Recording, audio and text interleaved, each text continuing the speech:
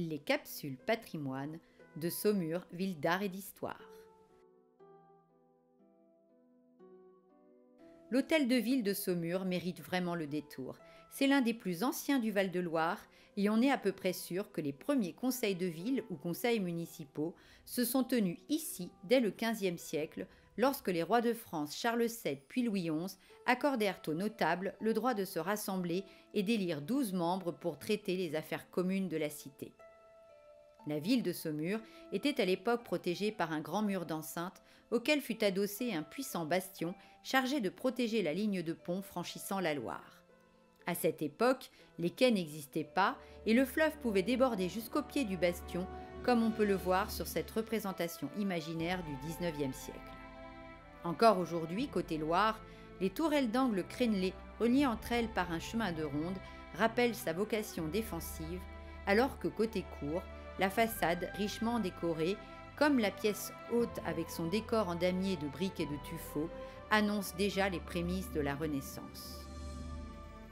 Elle surmonte une imposante tour polygonale qui loge un escalier en colimaçon menant encore aujourd'hui à la salle du conseil municipal dont le décor est particulièrement solennel. Le maire s'assoit ici, devant la grande cheminée aux armes de la ville, et les 34 adjoints et conseillers municipaux prennent place tout autour.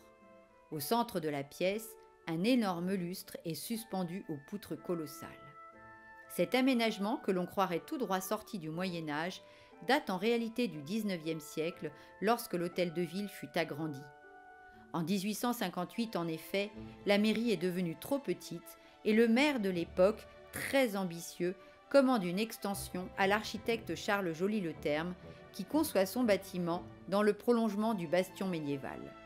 D'ailleurs, en quittant la salle du conseil pour passer dans le nouveau bâtiment, on emprunte un profond couloir long de 5 mètres, entièrement percé dans l'épaisseur du mur du bastion. On débouche ainsi dans la salle des mariages, qui est aussi très richement décorée avec sa cheminée monumentale qui arbore fièrement 2 salamandres encadrant le blason de la ville.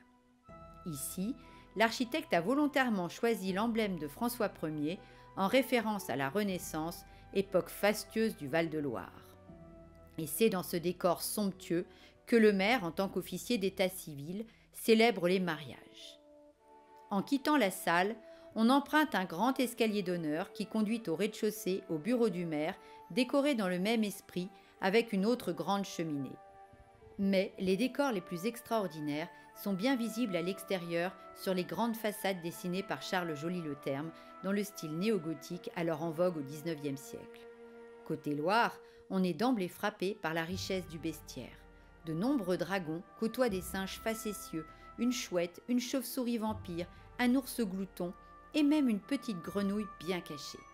Et tout en haut, à 35 mètres de hauteur, une mère grue et ses 4 petits gruots furent postés là il y a plusieurs siècles pour symboliser la vigilance du maire à l'égard de ses concitoyens.